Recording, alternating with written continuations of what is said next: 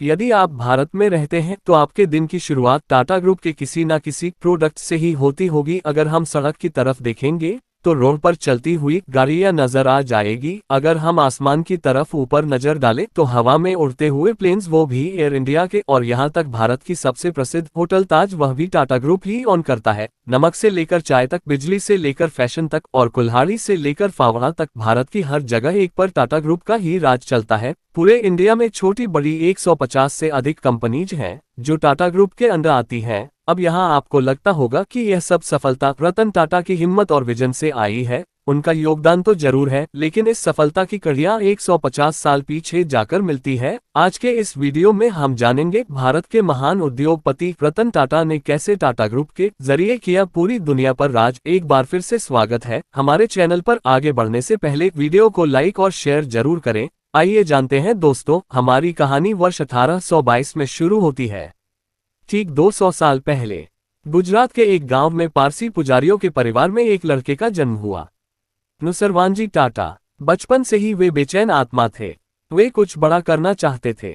ऐसा कहा जाता है कि वे अपने गांव के एकमात्र व्यक्ति थे जिन्हें गांव से बाहर निकलकर कुछ बड़ा करने की सख्त जरूरत महसूस हुई। उन्हें लगा कि यही उनकी नियति है, इसलिए जब वे 20 साल के थे तो वे अपना गांव छोड़कर मुंबई चले गए और एक नया व्यवसाय स्थापित करने की कोशिश की। आज भी कई युवा ऐसा करते हैं, एक नया भविष्य बनाने के लिए गांव से शहर की ओर रुख करते हैं। लेकिन फर्क ये था कि उनकी एक पत्नी और एक बच्चा था। उस समय बाल विवाह बहुत आम थे। वे 17 या 18 साल की उम्र में ही पिता बन गए थे। वे अपने परिवार के साथ मुंबई चले गए। वहां उन्हें कपास के व्यापार ने आकर्षित किया और जल्द ही वे कपास निर्यात का व्यवसाय चलाने लगे। व्यवसाय से होने वाली आय को उन्होंने अपने बेटे की शिक्षा पर खर्च करना सुनिश्चित किया। वे इसमें कोई समझौता नहीं करना चाहते थे। उन्होंने अपने बेटे जमशेदजी को उस समय की सबसे अच्छी शिक्षा प्रदान की। उस समय इसका मतलब था अंग्रेजी में शिक्षा। नुसेरवानजी का कपास का व्यापार बहुत बढ़िया चल निकला। बाद में जब जमशेदजी वयस्क हुए और उन्होंने अपनी शिक्षा पूरी की तो उनके पिता ने उन्हें व्यापार विस्तार के लिए हांगकांग भेजने का फैसला किया। आज ये बहुत आम बात लग सकती है कि व्यवसाय अपने बच्चों को व्यापार विस्तार के लिए विदेश भेजते हैं, लेकिन दोस्तों याद कीजिए, यह 1859 की बात है। हवाई यात्रा का आविष्कार 55 साल बाद हुआ था। उस समय जहाज से यात्रा करना एक लंबी और कठिन यात्रा थी। 1859 में जब जमशेदजी 20 साल के थे, उनके पिता ने उन्हें हांगकांग में एक कार्यालय स्थापित करने के मिशन पर भेजा। दिलचस्प बात यह है कि जमशेदजी अकेले नहीं थे। वे शादीशुदा थे और उनका एक बच्चा भी था। यह कोई आसान फैसला नहीं था, परिवार को उखाड़कर दूसरे देश में जाना और वहां व्यापार स्थापित करने की कोशिश करना। लेकिन जमशेदजी बहुत महत्वाकांक्षी थे। इससे उन्हें अपार सफलता मिली। अपने 65 साल के जीवन में जमशेदजी ने 3 महाद्वीपों में काम किया। भारत में कई कपास मिलें शुरू की। इसके अलावा उन्होंने भारत की पहली स्टील फैक्ट्री के निर्माण की नींव रखी और भारत के पहले 5 सितारा होटल का शुभारंभ किया। ये भारत का पहला होटल था जिसमें बिजली थी, पूरी तरह से विद्युतीकृत। क्या आप अनुमान लगा सकते हैं कि यह कौन सा होटल था? वो ताज होटल था। आज भी यह भारत के सबसे प्रतिष्ठित होटलों में से एक है। 1904 में जब जमशेदजी टाटा का निधन हुआ तो वे अपने पीछे एक ऐसी विरासत छोड़ गए जो आज भी बेजोड़ है। और मैं ये बात केवल व्यवसाय के दृष्टिकोण से नहीं कह रहा हूं। आजकल मुनाफे वाला व्यवसाय बनाना बहुत आम बात हो गई है। आपको ऐसे कई व्यवसाय मिल जाएंगे जो मुनाफे के लिए काम करते हैं, लेकिन जमशेदजी ने सिद्धांतों और नैतिकता की एक जबरदस्त विरासत भी स्थापित की। इसे समझने के लिए कुछ उदाहरण देखें। 1874 में जमशेदजी ने नागपुर में अपनी पहली कपास मिल की फैक्ट्री लगाई। कपास व्यापार से आगे बढ़कर कपास उत्पादन व्यवसाय में प्रवेश करने का यह उनका पहला अनुभव था। जब आप कोई नया व्यवसाय शुरू करते हैं तो आपको नई समस्याओं का सामना करना पड़ता है। उन्होंने देखा कि नागपुर की इस कपास मिल में काम करने वाले मजदूर बहुत आलसी थे। वे अनुपस्थित रहने के बहाने बनाते थे।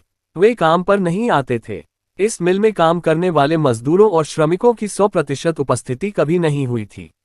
ऐसी स्थिति में कोई वरिष्ठ क्या करेगा? अनुपस्थिति के कारण श्रमिकों को नौकरी से निकालने की धमकी देगा। मजदूरों को डांटा, लेकिन उनके काम आमतौर तरीकों के विपरीत थे। उन्होंने मान लिया कि मजदूरों के आलस्य के पीछे कोई न कोई कारण होगा। चूंकि वह उन्हें प्रेरित करना चाहते थे, इसलिए वह दीर्घकालिक मानवीय समाधान की तलाश करना चाहते थे। इसलिए उन्होंने उनके लिए एक सामान्य भविष्य निधि की स्थापना की, ये सुनिश्चित करने के लिए कि सेवानिवृत्ति के बाद भी इन मजदूरों को पेंशन मिलती रहे। इसके अतिरिक्त उन्होंने एक बीमा योजना शुरू की, जिसके तहत यदि किसी मजदूर के साथ दुर्घटना होती है तो दुर्घटना से संबंधित चिकित्सा लागत कंपनी द्वारा वहन की जाती है। इतना ही नहीं, उन्होंने पारिवारिक दिवस, खेल दिवस शुरू किए ताकि मजदूर अपने परिवारों को ला सकें और एक दूसरे के बीच एक मजबूत बंधन बना सकें, सामुदायिक भावना को बढ़ावा दे सकें। आज की दुनिया में ये काफी आम हो सकता है, लेकिन उस युग को ध्यान में रखें जब ये किया जा रहा था। बाकी दुनिया में 1800 के दशक के दौरान काम करने की स्थितियां भयानक हुआ करती थीं। मैंने साम्यवाद और पूंजीवाद पर वीडियो में इसके बारे में विस्तार से बात की थी। लिंक विवरण में होगा ताकि आप इसे बाद में देख सकें। आश्चर्यजनक रूप से वह इन खर्चों को अपने फंड से वहन कर रहे थे। फिर 1861 में अमेरिकी गृह युद्ध शुरू हुआ। अप्रत्यक्ष रूप से ये जमशेदजी के व्यवसाय के लिए अच्छी खबर थी। पहले इंग्लैंड अपने कपास के अधिकांश कच्चे माल को अमेरिका से आयात करता था, लेकिन गृह युद्ध के कारण आपूर्ति बंद हो गई थी। जमशेदजी ने इस अवसर का लाभ उठाया और अपने द्वारा आपूर्ति की जाने वाली कपास की कीमतों को दोगुना कर दिया। क्योंकि इंग्लैंड के पास भारत से कपास आयात करने के अलावा कोई दूसरा विकल्प नहीं था। इस दौरान उन्होंने लंदन में अपना कार्यालय स्थापित किया और वहीं से काम किया।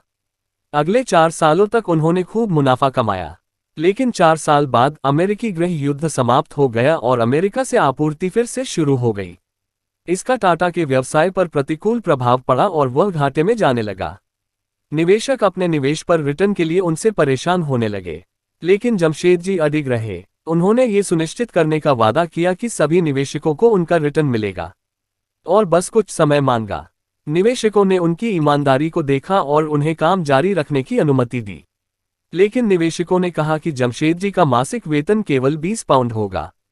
भले ही वे कंपनी के मालिक थे, एक निश्चित वेतन वाले कर्मचारी के रूप में अपनी ही कंपनी में काम करना उनके लिए काफी अपमानजनक था।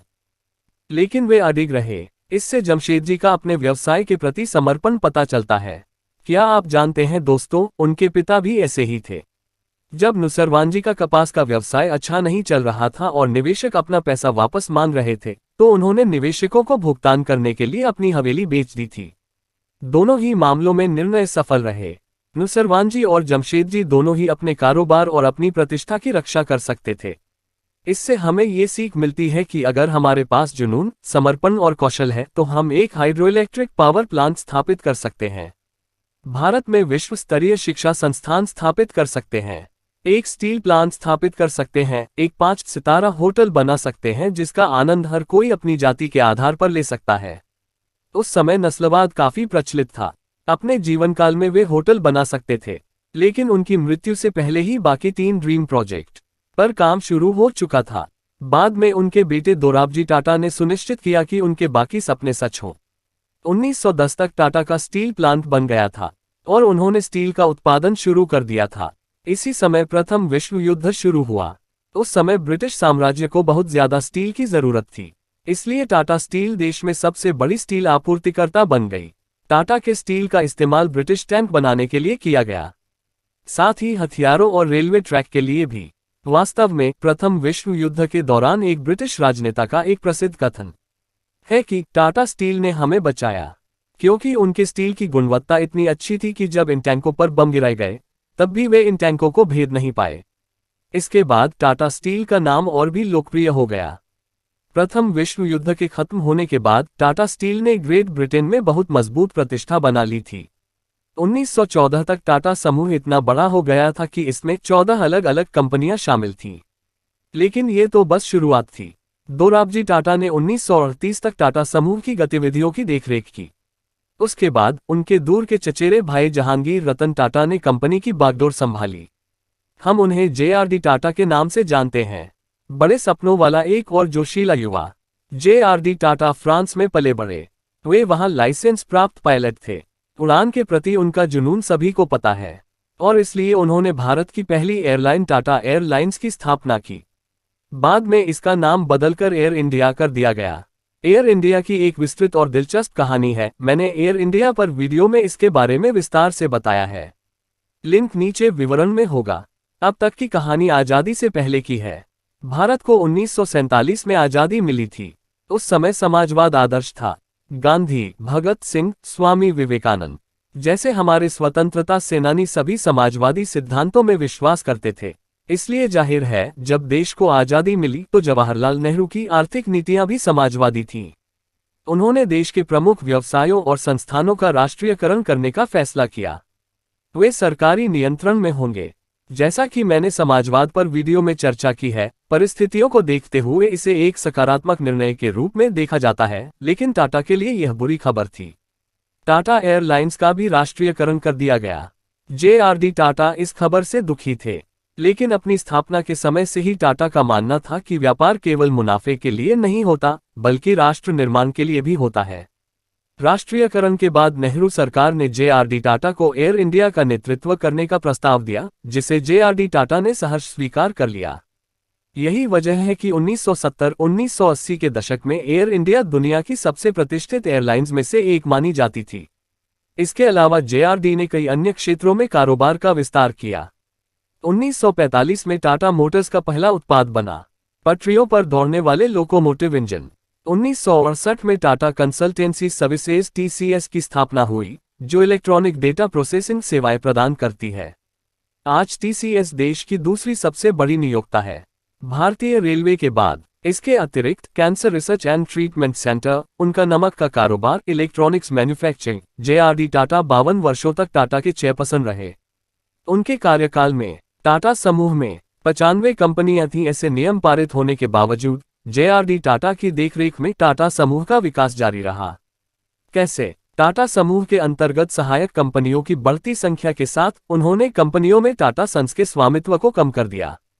ऐसा करके नई कंपनियों को एकाधिकार नहीं माना गया, लेकिन कई वर्षों के दौरान ये दृष्टिकोण व्यवसाय के लिए गलत साबित हुआ। जब दूसरे लोग टाटा का कारोबार संभालने लगे तो ये हमेशा सफल नहीं हो सकता था। उदाहरण के लिए उनकी इलेक्ट्रॉनिक्स शाखा नेको पहले रेडियो बनाती थी। 1971 तक नेको का मार्केट शेयर गिरकर 2% रह गया था, जहां कभी यह 20% हुआ करता था।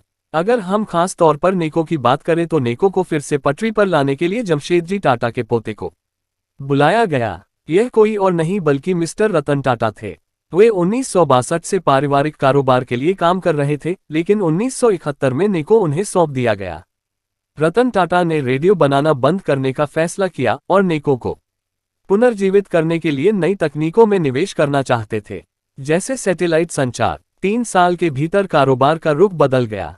1975 तक नेको का मार्केट शेयर फिर से 20% पर आ गया। लेकिन क्या आप जानते हैं कि नागपुर में जमशेदजी टाटा द्वारा स्थापित कॉटन मिल की कहानी भी कुछ ऐसी ही है।